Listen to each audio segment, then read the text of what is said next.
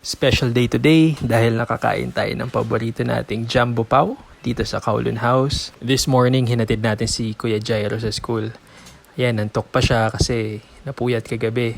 Uso ang ubot sipon ngayon siguro dahil sa weather. Kaya ayan, doble ingat muna para iwas hawaan sa classroom. After nyan, diretso tayong work. Sort natin tong mga tabas, lagyan natin ng labels.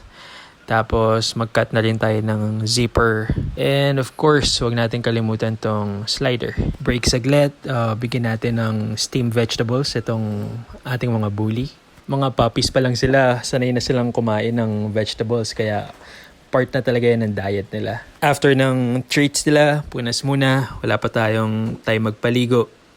Kaya okay na muna tong wet towel para mapreskohan sila. Just like Fargo, look at him. Sarap ng tulog. Mag-tidy up nga pala tayo ng sasakyan kasi puro balahibo ng aso. Kahit daytime, madilim pa rin. Buti na lang meron tayo nitong rechargeable LED light ko, yung 73 pesos na nabili ko sa Shopee. Very useful talaga sa akin to kasi detachable siya, magnetic.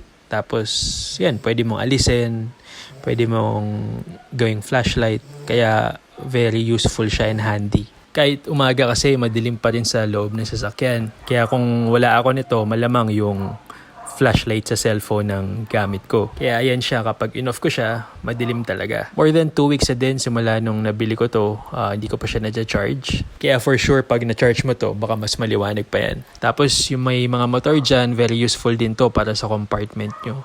Yan, nilagay ko yung link dyan sa description tsaka sa comment section. Kung gusto nyo bumili, click nyo lang yung link para ma-direct kayo sa Shopee. Punta tayong Alphamart saglit, bili tayong konting snacks at dahil bukas pupunta tayo sa Quezon Province. Start na ng campaign period bukas sa mga barangay election kaya show lang tayong support sa tito ko. Gas up muna tayo saglit para bukas tuloy-tuloy na tayo. By the way, dito pala sa Caltex kapag meron kang Save Plus card, meron kang 2 pesos discount per liter. 100 pesos yata ito binibili, I'm not sure.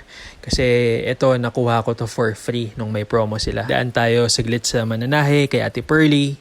Dadala tayo ng tabas and kukuha din tayo ng gawana. Wala pa tayong food for dinner, kaya bili muna tayo sa labas. Let's go for Kowloon House. Bili na din tayong mix and match dito sa Jollibee, 75 pesos. Meron ka ng 1-piece burger steak at regular fries. Kainin ko na tong Jumbo Pao, 95 pesos na siya ngayon. Pero syempre ganun pa din yung quality. May salted egg, chorizo, tas malalaking tipak ng pork. Sobrang namimiss ko si Papa tuwing kumakain ako nito. Lagi niya sinasabi, complete meal na yung Jumbo Pao. Which is totoo nga naman. Sa bigat nito and sa amount ng protein, sulit na sa presyo niya. I think that's it for tonight. I hope lahat ay nakapaghapunan na. At kung hindi naman, tara, kain.